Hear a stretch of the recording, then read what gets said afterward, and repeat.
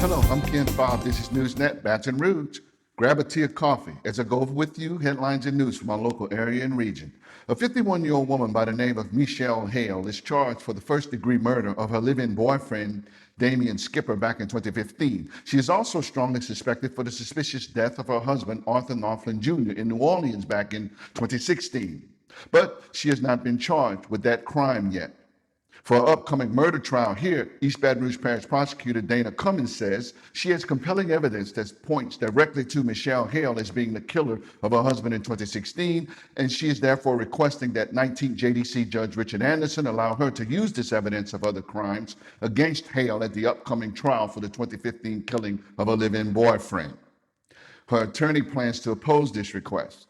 Judge Anderson will hear arguments on Dana Cummins' motion to introduce other crimes evidence on January the 13th, 2020. I'll keep you posted. In Gonzales, two Ascension Parish Sheriff's correctional officers were examining each other's personal handguns last week when one of them accidentally shot the other, according to Sheriff Bobby Ware.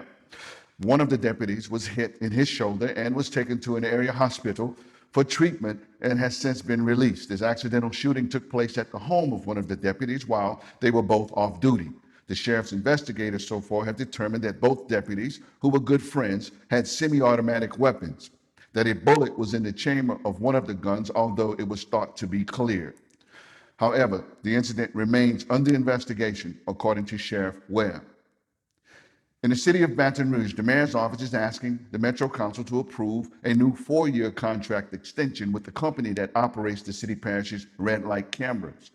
The name of the company is Vera Mobility, which owns the cameras. Vera Mobility is willing to agree to replace the existing cameras with more up-to-date equipment that will allow police officers to monitor live feeds, which will also go into a real-time crime center. However, Councilman Matt Watson has expressed skepticism, and he opposes the idea of granting Vera Mobility a 4-year contract. He instead proposes a 1-year contract, which may be renewed annually after review by the Metro Council.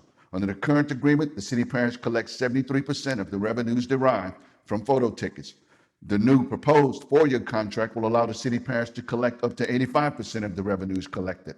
This red light camera program has generated $3 million annually between 2016 through 2018, and it has generated $3.5 million so far this year in 2019. These have been headlines and news from our local area and region. I'm yours truly, Ken Fobb, and I'll see you next time right here on NewsNet, Baton Rouge.